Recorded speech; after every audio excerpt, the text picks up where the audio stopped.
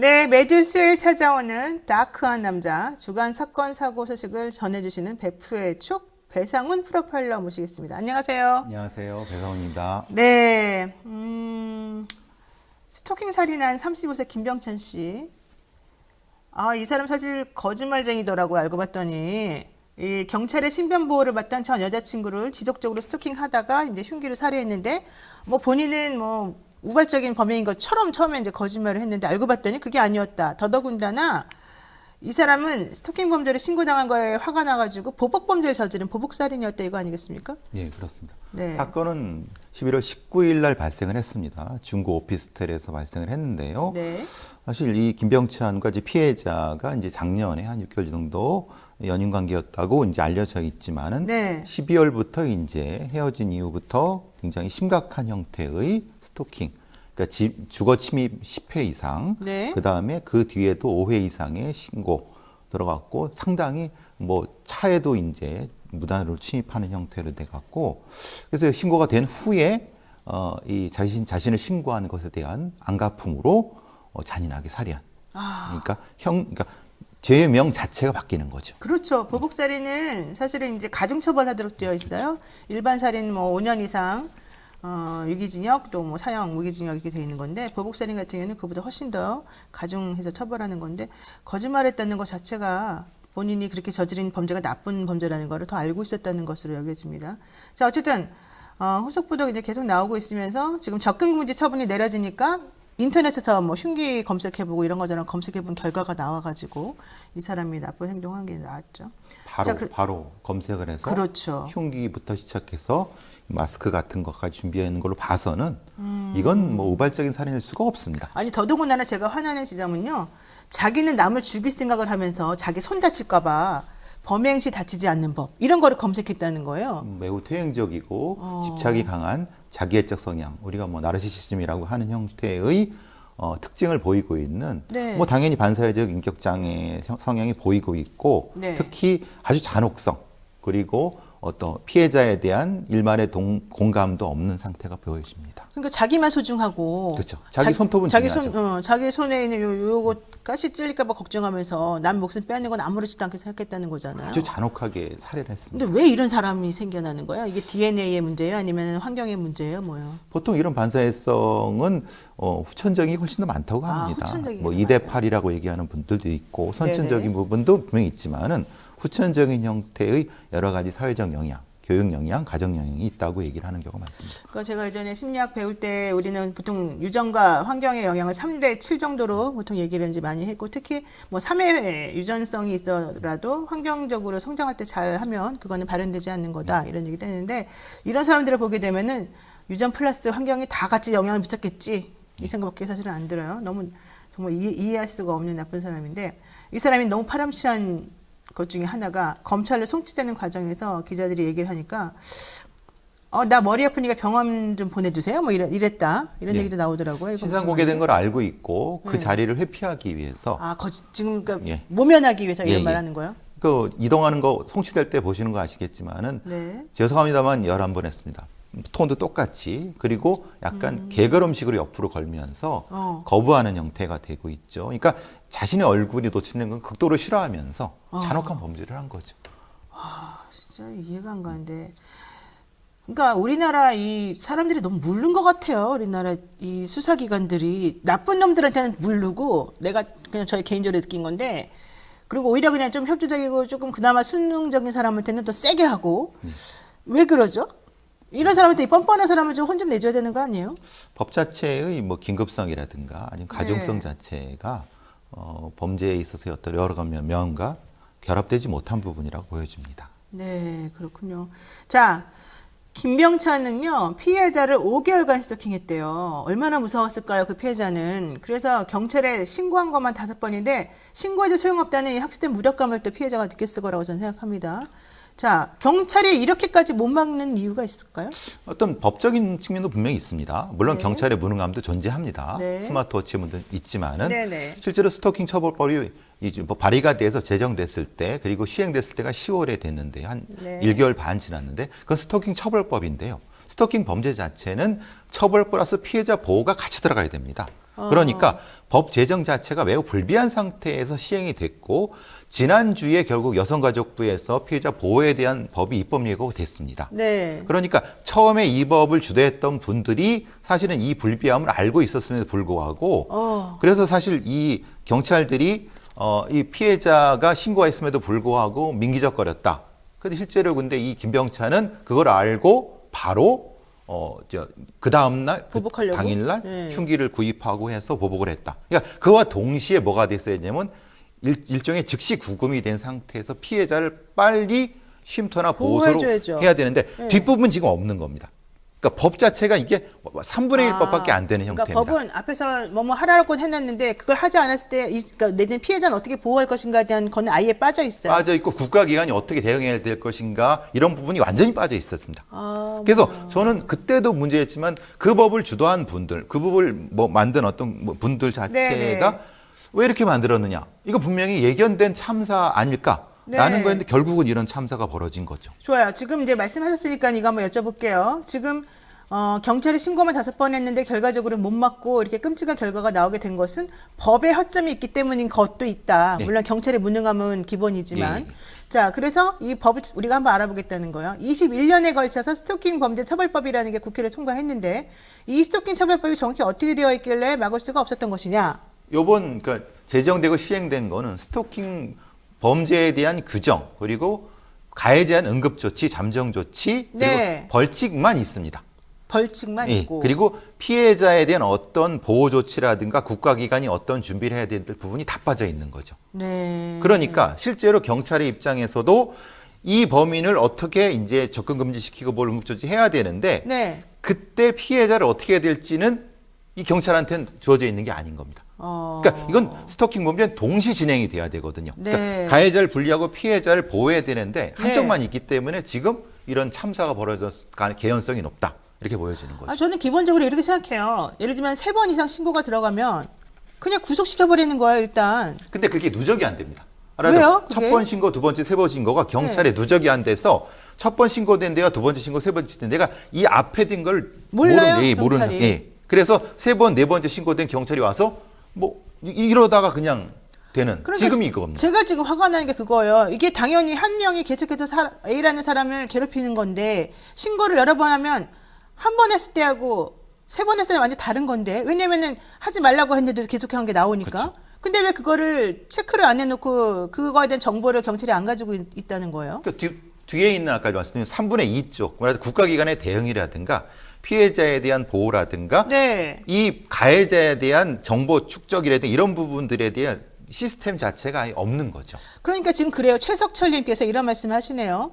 경찰에 즉결 처분권을 주세요. 현장에서 할 수 있는 게 한 가지도 없어요. 이런 말도 하네요. 예, 맞습니다. 그러니까 지금은 흔히 말하는 분리조치, 접근금지는 법원이 신청하는 건데 네. 그 다음에는 응급조치, 잠정조치는 또 법원 판사에 의한던데 중간이 없습니다. 중간 말하자면 즉시 구금이라든가 아니면은 일정 정도의 긴급 체포 형태의 것이 불비하기 때문에 이 중간 자체가 없는 매우 이상한 법을 만들어 둔 겁니다. 아니 근데 그 똑똑한 사람들이 법 만들면서 그걸 전혀 몰랐다는 거예요? 그러니까 저도 좀 황당하고 그 당시에도 그런 논란이 많았죠. 왜 이 법을 이렇게밖에 못 만들었냐. 그렇죠. 예, 예. 자, 사실 이제 스토킹 처벌법이 계속해서 통과 못 되고 규정되지 않은 이유 중에 하나는 스토킹이라고 하는 것에 대한 정의를 정확히 모르겠다. 그다음에 사람을 괴롭힌다라고 하는 것을 구체적으로 어떤 식으로 한계를 만들어가지고 기준을 삼을지를 모른다는 게 사실 요점이었어요. 예를 들어서 그냥 내가 좋아가지고 저 배상훈 프로파일러 좋아해요. 쫓아다니고 싶어요. 이렇게 말하는 것만 가지고도 스토킹이라고 할 수 있겠느냐. 뭐 내지는 받아들이는 사람이 너무 예민한 거 아니냐. 뭐 이런 얘기까지 나왔었잖아요. 예. 그건 너무 무책임한 말이죠, 사실은. 그렇죠. 왜냐하면 서구에서는 이미 미국 같은 데서는 이미 오래전에 정의가 돼 있었고 네. 좀 더 적극적으로 받아들였다 그러면 그 이전에 이미 뭐 제정이 됐어야 되는 거죠. 그렇군요. 자, 그렇다면은요. 접근 금지 명령하고 분리 조치. 이거 아까 3분의 2 법, 그러니까 전체적으로 해야 될 프로세스 중에 3분의 2가 빠져 있다라고 말씀하셨는데 그 3분의 2 빠져 있는 것 중에 하나가 바로 이 접근 금지 명령과 분리 조치, 피해자 분리 조치잖아요. 그럼 이걸 현실적으로 어떻게 해야 되는 겁니까? 그러니까 경찰이 현장에서 즉시할 수 있는 긴급 구금제도 이런 거. 이런 정도라든가 네. 그러면서 이건 동시 진행이 돼야 됩니다. 아까 말씀드린 것처럼 가해자에 대한 긴급 구금과 피해자에 대한 즉시 보호처로의 이동. 네네. 그것이 지금 안 돼 있기 때문에 현장에서 우물쭈물하다가 가해자가 바로 피해자를 그 자리에서 공격하는 문제가 발생하는 거죠. 네. 그 법이 지금 만들어지지 않고 있다는 겁니다. 그리고 저는요, 스마트워치 피해자한테 채우는 것도 중요하지만 그거보다 저는 가해자한테 좀 채워가지고 예, 예. 했으면 좋겠어요. 동시 진행이 전자 돼야 감시. 됩니다. 근데 지금 만들고 있는 거는 가해자에 대한 해고 어떤 특정한 신호가 왔을 때 바로 출동할 수 있게끔 하는 것도 지금 사항이 있습니다. 근데 사실 그게 안 되는 이유가 있죠. 전자 감시, 위치 추적 이런 것들은 인권 예, 그렇죠. 보호에 문제가 있기 때문에 그거를 함부로 착용하게 할 수가 없다. 이거는 법원의 명령이나 결정이 있어야 된다. 이게 요점인데 그렇게 하려면 함흥차사라는 거죠, 사실. 그렇죠. 그래서 조금 이거는 종합적으로 한번 봐야 된다. 그러니까 따로따로 하긴 어느 세월에 이걸 하느냐. 네. 이런 문제죠. 자, 지금 여러분께서는요, 배상훈 프로파일러와 함께하는 베프의 촉 노영의 뉴스인 사이다에서 함께하고 계십니다. 궁금한 내용이나 하시고 싶은 말씀 있으시면 댓글 달아주세요. 자, 좀 전에 이 스토킹 처벌법 너무 구멍이 많고 너무 비합리적이고 비상식적인 법으로 만들어져 있는데 왜 이렇게 만들어졌는지 제가 잘 모르겠다 이제 말씀하시니까 이 얘기 한번 해봐야 되겠다라고 우리가 했어요. 그래서 이게 국민의힘 성폭력 특위에서 스토킹 처벌법 입법에 관여했던 분이 있습니다. 바로 이제 지금 요즘 핫 이슈가 되고 있는 이수정 경기도 교수잖아요. 근데 이분이 지금 국민의힘 공동선대위원장을 맡았습니다. 이수정 교수가 입법에 관여한 스토킹 처벌법, 지금 말씀하신 알맹이 쏙 빠져 있는 이 법안을 이분이 이제 관여했다는 거예요? 본인의 치적으로 이제 지금 그쵸, 직접 치적으로. 하시니까 예. 네. 치적이란 말이 잘못됐나요? 어쨌든 아니요, 본인이 네. 하시는 네. 형태의 것으로서 적극적으로 이제 참여하셨다라고 했기 때문에 네. 이 부분에 대한 부분은 본인의 어떤 입장 표명이 있어야 된다. 그렇죠. 저는 그에 대한 사실은- 책임감을 좀 느끼고 미안하다라든가 앞으로 이걸 만들었어야 되는데 못했다든가 이런 얘기를 해야 되는 거 아니에요? 그렇죠. 왜냐하면 이전에야 사실은 뭐 교수님이셨고 그런데 지금은 정치인이 되셨으니까. 예, 그러니까 거기에 대한 책임 있는 어떤 뭐 경위 설명은 필요하다. 왜냐하면 스토킹 처벌법이 당시에도 처벌 피해자 보호 이렇게 동시돼야 된다는 걸 알고 있었는데 왜 처벌법만 진행이 됐느냐. 그렇죠. 그런데 이건 임박한 어떤 위험을 알고서도 방치한 거 아니냐. 그런 논란이 많았거든요. 네네, 그랬죠. 근데 왜 알맹이가 빠졌느냐. 그거는 그거에 관여된 분들이 분명히 입장을 밝혀야 된다고 봅니다. 그렇죠. 사실 저도 심리학과 나왔고 이수정 교수님 잘 압니다. 어떤 분이 제가 이수정 교수 얘기하니까는 당신이 얼마나 안다고 그런 말을 해? 뭐 이렇게 얘기하는데 잘 알아요. 근데 그전에는 이제 교수님이시고 학자로서 얘기를 하신 거니까 제가 뭐 특별히 얘기할 건 없었습니다만은 이제는 국민의힘 공동선대위원장을 맡으셨으니까 이제는 정치에 관여하시는 분이고 정책을 이제 좌지우지하시는 분이 되었다고 말할 수도 있어서 이제는 좀 얘기를 하기로 했습니다. 자, 문재인의 표창원, 윤석열의 이수정 이렇게 지금 얘기가 될 만큼 이 이수정 교수가 윤석열의 사람으로서 사실은 이제 얘기가 되는데 문제는 이분이 이렇게 정치적 스탠스를 이제 취하는 것이 범죄 심리학이라고 하는 객관적인 그런 학문하고 과연 잘 맞아 떨어질 수 있겠느냐. 이거 무슨 의미가 있는 거냐. 이런 거 아니겠어요? 사실 뭐 미국 같은 뭐 서구에서는 네. 이 이른바 정의 공정이라고 하는 사법 시스템 자체로서 표를 얻으려고 하는 여러 시도들이 많이 있거든요. 네. 사실 저는 이런 형태의 그 정치권의 범죄 심리 분석이나 이런 것에 대한 어떤 이 사랑 같은 경우, 사랑이라고 표현되는 그런 부분은 네. 저는 적절하지 않다고 봅니다. 왜냐하면은 네. 어떤 특정한 형태, 우리가 모두 공유해야 될 어떤 범죄에 대한 공정한 어떤 처분이 특정한 형태로 편향됐을 가능성이 높다. 사실은 그 부분 때문에 걱정이 되지만 물론 네. 그것은 이제 이제 이수정 교수님의 판단이시니까 네, 제가 네. 뭐라고 할 본인의 수는 본인 선택이죠. 예, 선택이 네. 있지만은 우려가 되는 부분은 분명히 존재한다라고 생각합니다. 그래요. 어쨌든 그래서 그랬는지 모르겠지만은 이준석 대표는 이제 이수정 교수가 본인의 그 당의 선대위에 합류하는 걸 반대했었다. 그럼에도 불구하고 윤석열 후보는 영입하려고 적극적으로 나섰다. 그렇다면은 이 교수가 해야 되는 역할 이런 것들을 우리가 뭐라고 조금 생각해 볼 수 있을까요? 앞서 말씀드린 것처럼 스토킹 방지법, 소위 말하면 그런 형태의 불비한 부분을 찾아서 적극적으로 입법 활동, 그러니까 정책 활동을 해는 것이 그분의 역할이 아닐까 이분은 싶습니다. 여성 정책 관련해서 너무 지금 현재 여야 전부 다 마음에 안 들기 때문에 내가 좀 뭔가 역할할 수 있을 거다라고 말씀하시면서 사실 들어온 거예요. 예. 그런데 이제 실제 여성 정책을 어떻게 잘하실지 모르겠지만 본인이 관여했던 처음 입법 관여했던 부분은 사실 실패한 거라고 저는 판단을 하는데 예, 저도 결과가 지금 이렇게 나오니까. 스토킹 방지법의 처벌법의 불비한 부분에 대한 예, 거는 예. 분명히 입장이 있어야 된다. 그래서 그 자기가 실패한 것에 대해서는 어쨌든 책임감을 느끼고 반성을 하고 그래서 향후 어떤 식으로 이제 정치인으로서 해보겠다 이런 얘기가 나와야 되는 예, 거다. 그 역할을 하셔야 될 거라고 봅니다. 그러니까 물론 여성 범죄 같이 하셔야 될 부분이라고 보지만은 네. 저는 뭐 범죄 관련된 부분에서 네. 스토킹 방지법과 스토킹 피해자 보호에 대한 거를 철저하게 네. 살펴봐 주셨으면 좋겠다. 이런 그렇죠. 생각이 듭니다. 자, 그런데 이제 이승 교수가 선대위원장직 수락하면서 나온 얘기 중에 하나가 이재명 후보가 변호사 시절에 교제살인 변론이란 걸 했기 때문에 조카 관련해서 그리고 특히 그 당시의 상황에서 심신미약을 주장한 게 나는 마음에 안 든다. 있을 수 없는 일이다. 이렇게 얘기하면서 변론의 방법은 여러 가지가 있는데 예를 들면 반성문을 써서 낸다든가 주변에 탄원서를 받아서 내는 방법도 있을 텐데 왜 심신미약 주장했느냐. 나는 그걸 용납할 수 없어서 저쪽으로 가겠다. 이렇게 말했어요. 저는 그거 자체가 이해가 안 가는데 반성문 쓰고 탄원서 쓰는 거는 변론 전략이 아닙니다. 그렇죠. 그거는 뭐 개인이 할 수 있는 거고.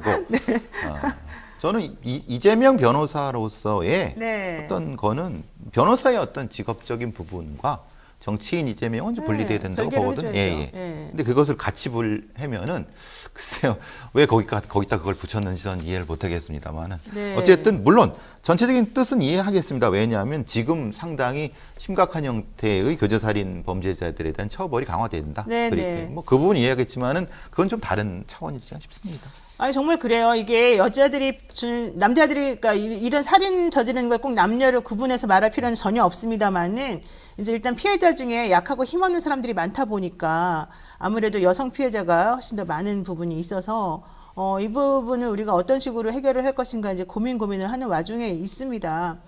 자, 그런데 이제 그것과 별개로 그거는 그거고 이제 살인자는 사실 변호받으면 안 된다. 이거는 아니에요. 헌법에서는 그렇죠. 예. 누구라도 다 변호받을 권리가 있으니까.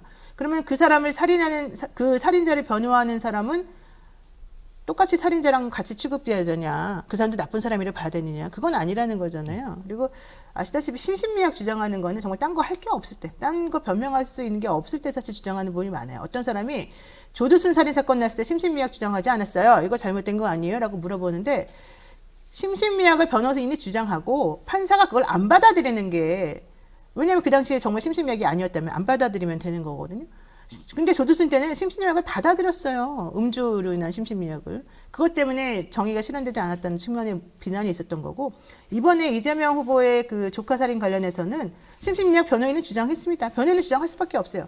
그런데 재판부가 안 받아들였어요. 예, 그걸 좀 구분해 주셨으면 좋겠어요. 근데 이걸 가지고 무조건 살인 변호사들 이렇게 공격하는 건 매우 부적절한 것 같아요. 그건 아니죠. 살인 변호사라고 하는 건 그건 예. 전혀 그건 맥락이 다른 문제라고 봅니다. 그거 어떻게 해야 됩니까? 그럼 살인자 또 변호하는 것도 나쁘고 이것저것 한 것도 하면 안 돼요?